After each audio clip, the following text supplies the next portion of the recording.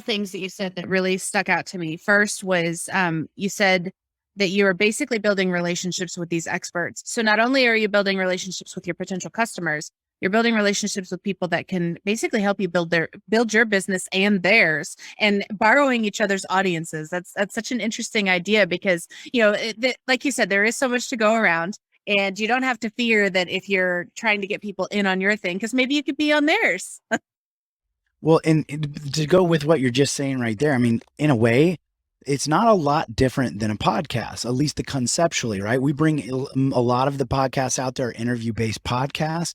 One of the reasons for that is we hope the person we're interviewing, one, not only adds value to our audience, number one, but number two, hopefully shares it with their audience, which helps us grow our podcast. A summit is like that on steroids. You got 8, 10, 20, 30, 50, 60 people all doing it at the exact same time. It's kind of like a podcast and a launch in a series of webinars or masterclasses all in one event.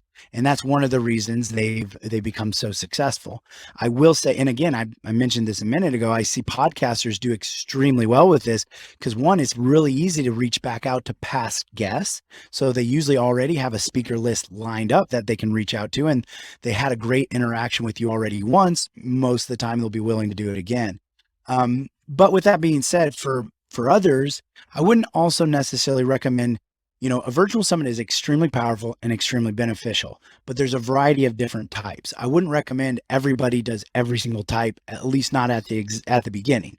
So we've been talking about kind of like multi-day summits. And just to clarify, a multi-day summit is anywhere from about 3 days to 7 days and has anywhere from about 20 or 25 speakers onwards up, like 80 speakers. I did a summit that had 126 speakers on it. I would not recommend that for anybody at any time, but especially not on your first summit. Russell Brunson did a summit that was 30 days long and did about $1 million in the first 14 days of his virtual summit.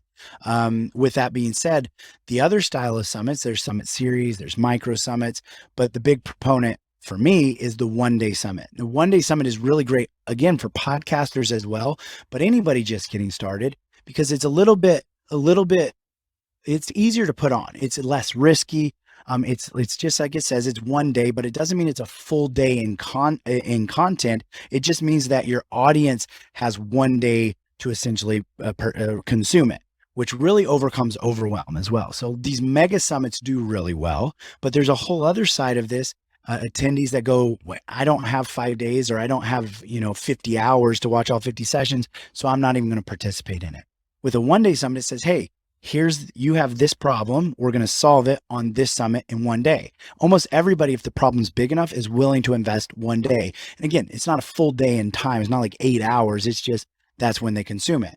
That's how long they have to consume it. And it has anywhere from around 6 speakers upwards of 12 speakers, with kind of 8 being the sweet spot. So it's much easier to do from a time perspective. It's going to give you the same experience, the same understanding as doing a multi-day summit, but you're going to be able to do it quicker, faster, and easier. And, heaven forbid you mess up on something, you're not like wasting all of your opportunities. You didn't invite all 30 or 40 contacts you have. You could still run another one later and fix that, error or whatever you had. So